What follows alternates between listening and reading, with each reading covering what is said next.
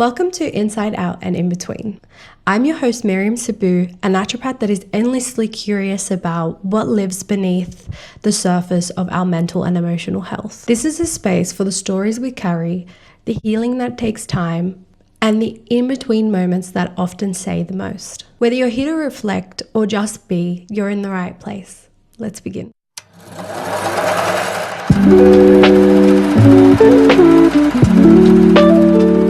So today we're going to discuss the role of vagal tone and the vagus nerve. I wanted to start off this conversation with the vagus nerve because I really think it's so important when it comes to nervous system regulation and emotional balance.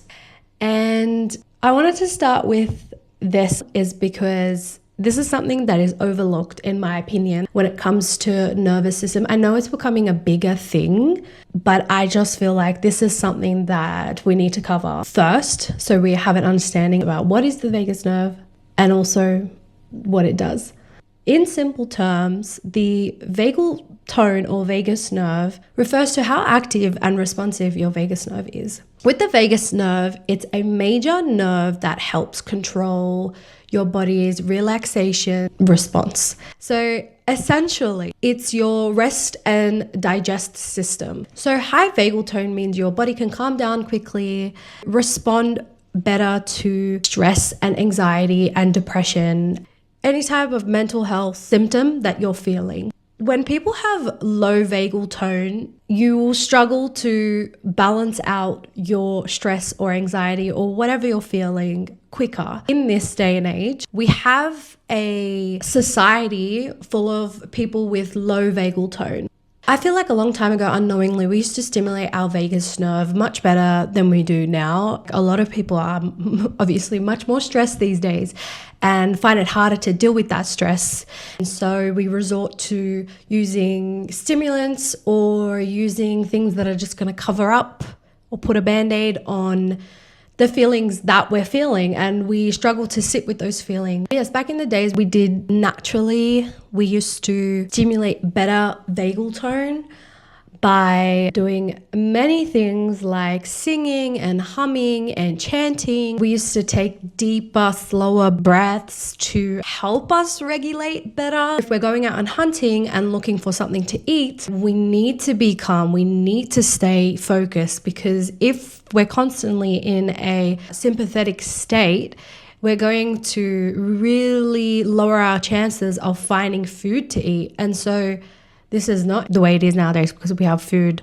We don't need to regulate our emotions to go and buy groceries, because it's all there. It's all been caught. It's all been cut up. We don't need to worry about having to go and look for food. Vagus nerve is part of the parasympathetic nervous system, hence the better focus and the better control of your emotions and your anxiety. And it helps regulate essential and voluntary function. This includes your heart rate, your breathing, your digestion. The vagus nerve connects your brain to your heart, to your gut, and in turn helps that emotional regulation. So it does play a role in the brain-gut axis, which I want to cover because it is super important in the mental health game. And there's so much more research out there nowadays that is showing there is that connection. And it also plays an important role in the modulation of inflammation and the maintenance of intestinal wall. There's just so much research out there nowadays, which I love. And I feel like more doctors these days are opening their eyes to bettering someone's health through other alternatives rather than just giving them medication. With high vagal tone, it is linked to better emotional regulation, but also emotional resilience and the ability to recover from stress. Now, when we're stressed, it does put our body systems back quite far. And what I mean by this is if somebody is stressed, their body is focused on running away from that bear, because our body can't perceive the difference between stress of running away from a bear and stress from having to submit an assignment or having to do some work for our job, meeting deadlines. Our body can't tell the difference because the only thing it knows is what we're hardwired as, which is there is something that is going to attack me and I need to run away from it. It's almost heartbreaking that we've come into a world where our body perceives submitting an assignment late. All these mundane things that we do in our lives that cause us stress. It's crazy and sad to think that our body can't tell the difference. But by helping your vagus nerve and many other things that we're going to chat about in the future, it's sad, but there's things we can do to help. And there's things that we can do to make it better. So with the low vagal tone, it is connected to anxiety. And a lot of treatments with chiros, physiotherapists, naturopath, you name it, they somehow, way, shape or form, anybody that helps with mental health has to at least consider vagal tone. I've come across quite a few people that work on vagal tone. It honestly is a game changer, and I'm sure they can say the same. So low vagal tone is also connected to depression and, again, the difficulty in managing your emotions. When people have low vagal tone, they may feel overwhelmed and more easily irritable and have trouble really bouncing back from that stress. If you ever notice that you feel like you're anxious or you're stressed more often than you should be, if you have trouble calming down after being upset, or you have poor digestion or gut issues, or you have fatigue or sleep problems, you may have emotional outbursts or mood swings outside of, if you're a female, your cycle, it's most likely that you might have low vagal tone. There are quite a bit of things that we do on a day-to-day basis that lower that vagal tone. And a few of those things is chronic stress, which we've been talking about, a lack of relaxation or you time. People do not understand the benefits of relaxing. People may book a massage or go into nature or do all that stuff, but they still have their phones on them. They're still checking their phones. They're still worried about someone messaging or someone calling them or something going wrong. And is that really relaxing? Are you really relaxing? It's so hard for us now to just wind down, and people just roll their eyes and are like, oh, meditating, oh, winding down, oh, relaxation.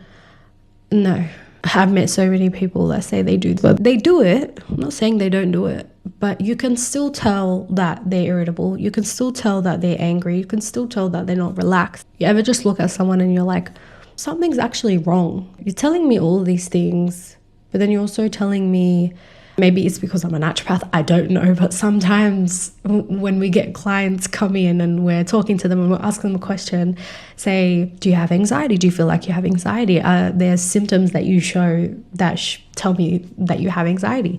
So they'll mention, oh, not really. And then 5-10 minutes later, they'll start to mention things that are associated with anxiety or associated with depression. And then we have to go back and ask again. So it kind of looks like you have anxiety, and then try and explain it to them that this is what you're showing me. Okay, you may have anxiety, and a lot of people don't see that when it comes to their stress and when it comes to the relaxation of your life. One thing I have been prioritizing lately is reading before bed. I used to be that person that used to either leave a YouTube video on or leave a movie on. Yes, I was that person, but I've changed that, and now I read before I go to bed. I always read. It's honestly changed my life. I don't think people understand. Changed my sleep pattern. I fall asleep earlier than I used to. Everyone knows I'm a creative junkie. I'm a creative, and I'm the most creative and get things done at night. So going to bed early, and sometimes still is super hard for me, especially if I have something creative to do, like make music or edit videos or film things, but some of those things were really affecting my vagal tone. So I was constantly irritable. I was constantly feeling like something was wrong, but nothing was really wrong. Something as simple as relaxing just before you go to bed and reading.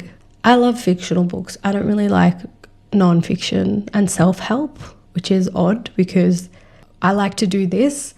I feel like I don't like self-help books because I just finished a 4-year degree on helping people. So sometimes if I find one that's written really well, men are from Mars, women are from Venus, I find that one's written really well. My vagal tone was low.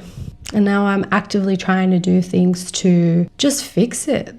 If I start to notice I'm more irritable than normal, I use a lot of things to help my anxiety, like herbs and all the magnesium and all the naturopath things that naturopaths do for anxiety or the overwhelming feeling of things, flower essences, all that stuff. But there are physical, active things that I need to do. And some of those things is gym. One thing that I have been really doing a lot of lately, which I think everyone in my house is annoyed about, but singing. I'm a singer, and so I love singing. That singing helps stimulate the vagus nerve and makes me feel so much better. There are daily habits that can weaken your vagus nerve, and some of those things include the chronic stress and the lack of relaxation, but also poor sleep, not moving, a sedentary lifestyle, shallow or rapid breathing. This is something that is so simple but is overlooked. Breathing can just be a whole episode in itself. And a lot of people starting to talk about it more, which I love, but I feel like it's still not enough. And also excessive screen time. Screen time before bed affects you way more than you think. There was a study that I read that stated that the light post outside of your window, you close your blinds and you're in your bed, the light that's on the outskirts of the blinds can actually decrease your sleep quality by maybe 20-30%. But I remember I came across this study and was shocked because 20-30% just from a lamppost outside my window. Imagine your phone. And I'm not trying to repeat the same thing over and over again that everybody is saying about phones and blue light, but it does affect you. And one thing I recommend starting off with is changing your phone settings to red light mode after the sunset, so around 6-7 o'clock. I like mine in a yellow tone if I use it after 6-7 o'clock. Red and yellow is the opposite of blue on the color wheel. So it'll be able to knock off the blue color and you won't get affected as much. I know it does affect me if I don't change it to yellow. That's something that you can try and do in order to help at night if you do use your phone at nighttime.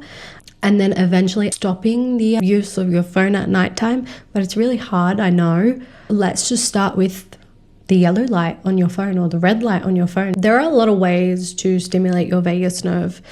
And one of the things I love putting in my treatment plans when I get someone with anxiety or depression is to sing in the shower or to sing while you're driving. Just do it. It helps your vagus nerve. Just do it. Another thing as well is chanting. Well, we used to chant a very long time ago. Our ancestors, chanting and being in nature. Gargling with water is another thing as well. It stimulates the nerve and sends vibrations through the nerve to increase its tone. Another thing is laughing and social connection. We are so social nowadays, but antisocial, as in we are constantly on our phones, but we don't say anything. We're just... Social media is so antisocial. Going out there, speaking to people, saying hello to people if you walk past them in the street, in the shopping center, if you're going to do your groceries. So many people spark a conversation, and I do it all the time. I just spark conversations with just people that are serving me at shops or whatever, and then I end up speaking to them for a bit long, and then everyone who has come with me shopping gets really annoyed. You're doing things to be social. There's another aspect of how it helps you emotionally and internally with the connection with people, but for now, talking and socializing helps stimulate your vagus nerve. Another thing is massaging around your neck and your ears, because the vagus nerve connects from the brain to your heart and then everywhere else.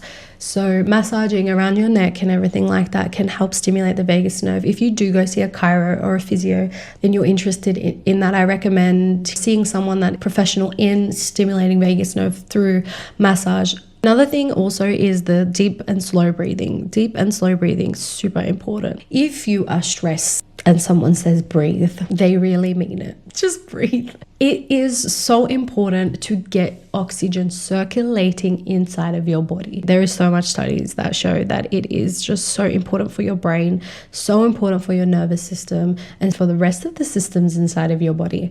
And understanding this and deeping it, really understanding that that is what you have to do. Trust me, deep, slow breathing. If you can put a timer on your phone every day or for 3 minutes, there are breathing apps. I usually do the breathe in for 4 seconds, hold for 5, and breathe out for 6 or more. You can do the breathe in for 5 seconds, hold for 6, breathe out for 7. A lot of people like doing the box breathing. So you do the 4 in, 4 hold, 4 out. There are so many out there, but I recommend the breathing exercises. Super important to regulate your stress. And if you are still stressed after you do a breathing exercise, you didn't do enough. So keep going. Even if it takes more than 3 minutes, you will have a clearer mind and you will feel so much better with yourself if you just implement this. Once you do it on a regular basis, it will make so much more sense. It's the same with meditation. Meditation in itself is just something that I'm constantly arguing with people about, because this day and age, no one can sit with their own thoughts. And so this is why naturopaths always recommend meditation. But meditation is deeper than what you think. Whether it's meditation through praying or meditation through just sitting still and not scrolling or not watching TV. If you're constantly doing stuff and you're constantly trying to keep your mind away from the things that you have to think about, it's going to negatively affect you later on. And I can guarantee you that. If you have a cup that is half full and you're constantly doing things to fill it up, and you're not taking the time to empty that cup, you're going to struggle and it's going to overflow and you're going to have a mental breakdown, or you're going to have anxiety, or it can lead to depression or other things that you just don't want it to lead to. So doing things that are actively going to support that cup emptying is something that needs to be done and something that people need to do more of, because I meet so many people out there that are constantly filling their cup, especially living in Sydney. It is chaos. People just work and work. It is one of the most expensive cities in the world to live in, and I totally get that. But if you want to be a better version of yourself and the current state that you're in, if you keep going the same way that you're going right now and you're doing the same exact things, the person that you are looking to be later on in life, you're just going to be the same person. If you want to be a different person, you need to figure out what that person in the future is going to be doing in their day in order to make them that person. For example, if you want to have less stress, you need to be doing the things that are going to help you have less stress. I'm not saying stop doing what you're doing and change your life. No, you can keep your life. You can keep doing the same things that you're doing over and over again. But if you are going to want less stress, for example, less anxiety, you need to be able to go and find out what are the things that I can do to empty that cup so I don't feel like this, so I don't feel stressed. There are 3 things that I wanted to chat about that people use to stimulate their vagus nerve, but also they're a bit of a topic that people don't quite understand when it comes to females and males. Males can do things that females can't do or are suggested not to do, but I'm not saying it doesn't work for them. No, it's sometimes some things that work for males can also work for some females. But there are things, for example, cold exposure. And cold exposure meaning ice baths or cryotherapy, all that stuff. Things like cold exposure, like splashing water on your face or having a cold shower, can quickly activate your vagus nerve, which is why you feel so good after you do cold exposure or having a cold shower. For some people, it does work, but men have a 24-hour cycle. Females have a monthly cycle. And if you catch it at the wrong time of your cycle, you could potentially make your nervous system worse. Cold showers, ice baths aren't really recommended for females. Again, I'm not saying that they shouldn't do it. You can try it, but a lot of females don't like it. And that's totally fine if it helps you. I recommend, even if you feel like it works for you, do it. Your soul needs it, just do it. Humming and gargling both stimulate the muscles in the back of the throat. And these muscles are also connected to the vagus nerve. Hence why humming and gargling and speaking to people, using your voice box in any way can help stimulate that vagus nerve. All three methods are effective, but cold exposure gives the fastest response, which is why men or some females feel so good when they do it. I used to do the cold shower thing when I had anxiety because it tricks your brain into turning on your parasympathetic nervous system and making it feel like, oh, I'm actually running away from a bear right now. I shouldn't be stressed or anxious because I need to run away. And so that cold exposure tricks your nervous system. And then that's why you get the euphoria of, oh my God, the anxiety is gone because your body's trying to focus on something else.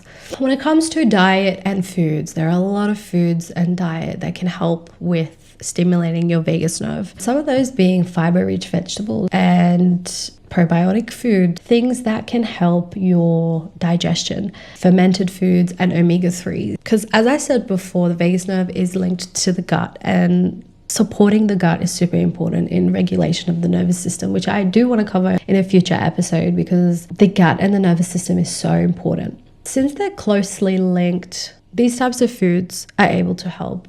Obviously, fiber-rich foods and vegetables are super important to help regulate digestion, but decrease the chances of constipation. We should be getting about 30 to 33 grams of fiber a day.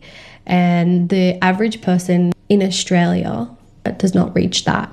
Hence why in Australia we have higher rates of colon cancer and cancers that are involved with the GIT. Ideally, we want to increase our fiber content. Look, the carnivore diet is brought up a lot in conversation when it comes to people being asked to increase their fiber. It's something that I'll probably chat about later on. I personally believe that fiber-rich foods, especially for females, is super important. Our digestion and increasing fiber helps to get rid of all the unnecessary toxins and heavy metals and all that stuff that we don't need inside of our bodies that unfortunately we get in our world today. So it is super important. There are a lot of links with fermented foods, probiotics, and fiber-rich foods to regulate the GIT system, linked with it decreasing anxiety, decreasing depression, decreasing stress, as well as taking things like magnesium. Obviously, you would want to either speak to a naturopath or a pharmacist or someone qualified to get the right magnesium supplement for you, whatever's available for you. For me, I recommend glycinate, and especially for my sleep, but also things like citrate. If you are finding that you have a dysregulated stool cycle and you want to increase the amount of times that you're going to the bathroom, I would recommend magnesium to just regulate things, and B vitamins if you're finding that you're feeling low and fatigued. There is a link between dysregulation of the vagus nerve and trauma, and especially in childhood. Childhood trauma can actually disrupt vagal tone, and it makes it harder to regulate it and recover from that stress. Stress as a child is not easy to go through, and then it affecting you later on in life is also very difficult to deal with. And if you don't build the right foundation when you're young, or your family or parents or whoever is taking care of you help you build the right foundation for your mental health, then you will struggle later on in life with regulating your stress or your emotional well-being. So this dysregulation can make people more sensitive to stress and more likely to develop anxiety or depression in their later life. If you haven't been given those tools to help deal with your stress, then it's most likely you're going to have anxiety or depression later on. And those things actually negatively impact our genetics. If your mother or father had depression or anxiety, or they have gone through really high stress, it can negatively affect our DNA sequence and potentially pass on depression or anxiety to the next generation of children. It does affect our DNA sequence and it becomes a part of our nature. I feel like that's why as a society we become so anxious and stressed, because it's just so normal and it shouldn't be. Stress is just so linked to so many things going wrong inside of our bodies. If you look at symptoms for almost everything, any disease, illness, whatever it is, stress is one of those things that comes up. Whether it's stress through overworking out, or stress because of work, or stress because of just stress, putting your body through stress because you're about to have surgery, whatever it is, there are stresses that come up that you don't realize they're stress, but they're inside of you. I really believe and hope that this podcast helps a lot of people when it comes to their stress or their mental health and understanding why things happen the way they happen, is because not enough people understand it, and it's so vague. Life has just become so vague, and it's just like, oh, this happens, oh, all right, well, take this or do this and you'll be fine. That's not how it is. So understanding things deeply and connecting with it will make you empty that cup, will end up turning you into that person that you want to be later on, and finding out the things that you need to do to be that person. So there is a simple polyvagal reset routine that you can do to help stimulate your vagus nerve. So one of those things is 2 minutes of deep, slow breathing. And as I said, in for the 4, hold for the 5, and out for the 6. And then we also have either the 1 minute of humming or chanting or singing. It's a very practical thing to maybe do it when you're going for a drive, because you're able to stimulate your vagus nerve while not necessarily concentrating on it so much. But putting on music and singing is an awesome way to stimulate your vagus nerve. I feel like splashing your face with cold water is another option, and also the gentle neck stretches and massages. Those neck muscles are around the vagus nerve. So I wanted to ask, when you get the chance to try these, have you ever felt a shift from any of these? Did you feel like it didn't work? How long did you try it for? Let me know. Thank you for being here, for listening and feeling, and for sitting in the in-between with me. If something in today's episode moved you, just sit with it and let it breathe. And if you feel called to, share this space with someone who might need it too. Until next time, be gentle with yourself. Healing isn't a straight line. This is inside out and in between.